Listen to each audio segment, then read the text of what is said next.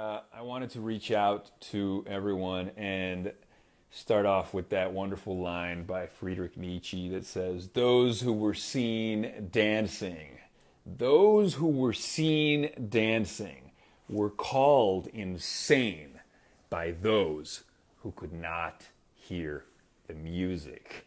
Now, it actually makes perfect sense. I mean, even without envisioning a silent disco scenario where a bunch of people jumping around like maniacs are actually in the groove listening to some spectacular melodies within their consciousness. But of course, this is a line that I think applies to anybody who has been privy to startling revelations or visions that eclipse the perception of most people. All original thinkers, in one way or another, are called insane because those on the outside of that perimeter of consciousness, those on the outside of the visionary thinkers' perspective, could not hear the music. And so I think a line like that resonates. I think the reason that lines like that become bumper sticker slogans is because they're great lessons to all of us as we tread forth in our journey. And our willingness to be thought ridiculous, our willingness to be thought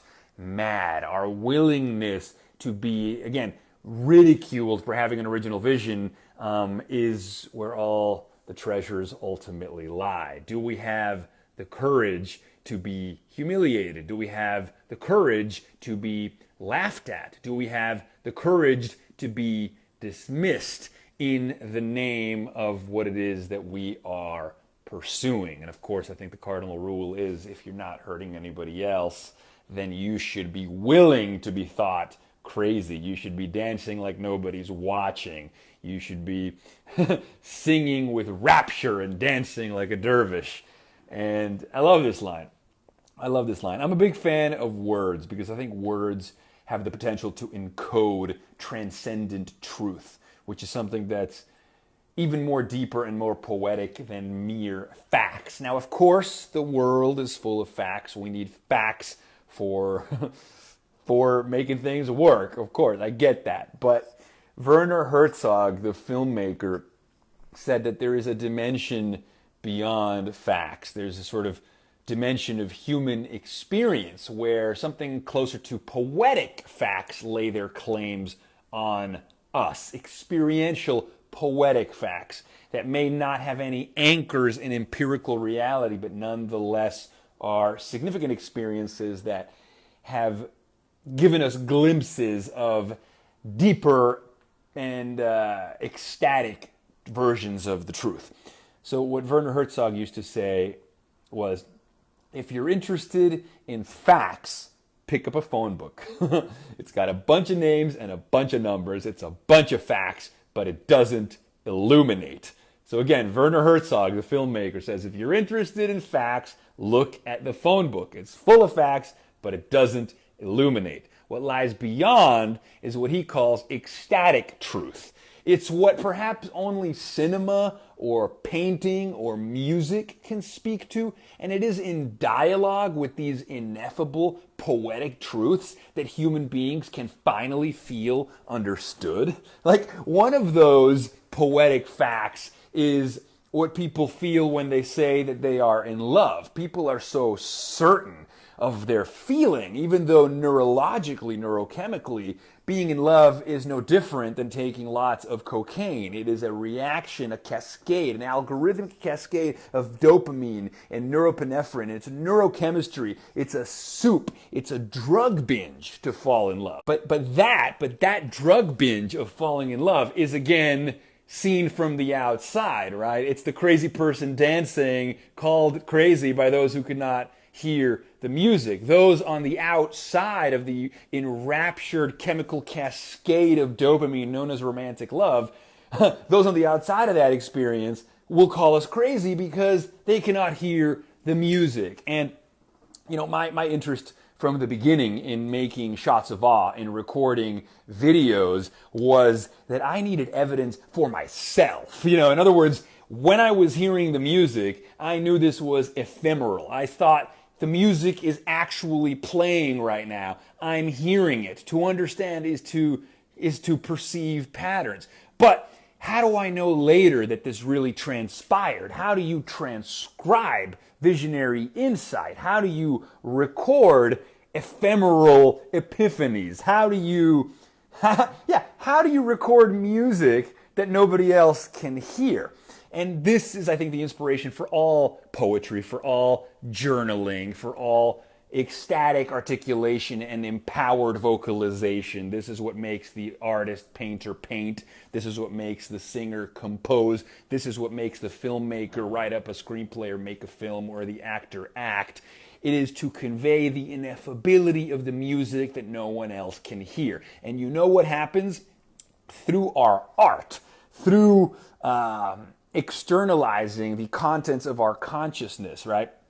Because that's what cinema has always been about, right? Cinema reflects mankind's historical drive to manifest his consciousness, the music that nobody can hear, outside of his mind, in front of his eyes. So that all of a sudden, that music that no one can hear, the music that only we could hear, that we were called crazy, right, for hearing when we were dancing wildly by those who could not hear the music, all of a sudden can be externalized, and it becomes a common experience.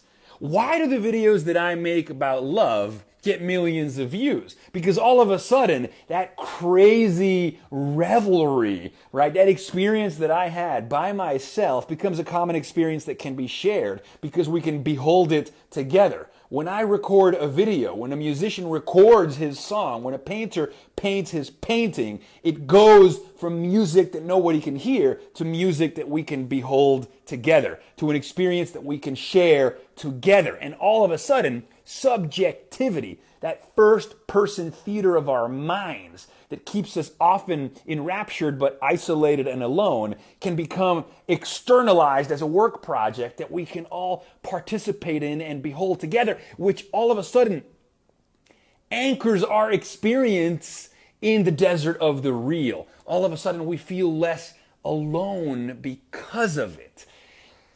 And that's a beautiful thing. I mean, I think if I didn't have my own content to bear witness to my own fleeting revelation, my ecstatic ejaculations of amazement, right? That magnificent writer was talking about his psychedelic mushroom trips, and he was saying, I think Gordon Wasson was his name. He was saying that when he went down to Mexico and he took psychedelic mushrooms, he spent the next 2 days uttering ejaculations of amazement. Uttering ejaculations of amazement to describe what he had experienced.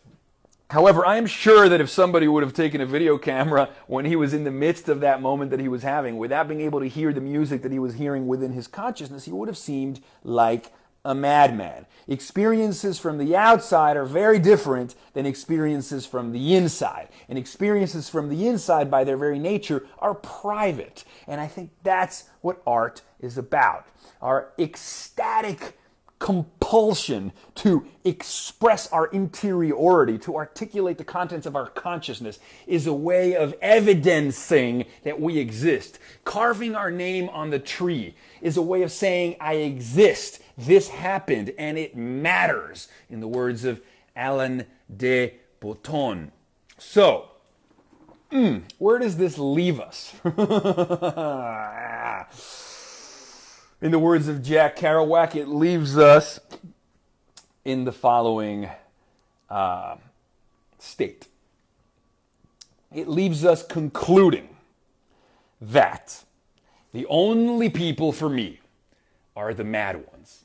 Mad to live, mad to talk, mad to be saved, desirous of everything at the same time.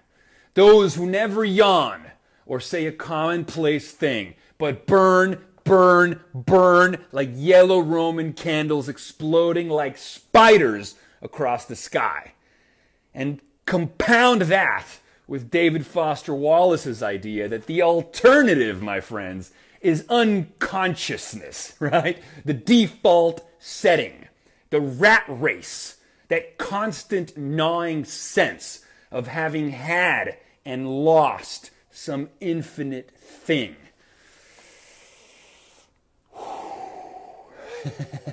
This is why I always say, do not go quietly into that good night, but rage, rage, and rage against the dying of the light. We must never forget we are cosmic revolutionaries, not stooges conscripted to advance a natural order that kills everyone.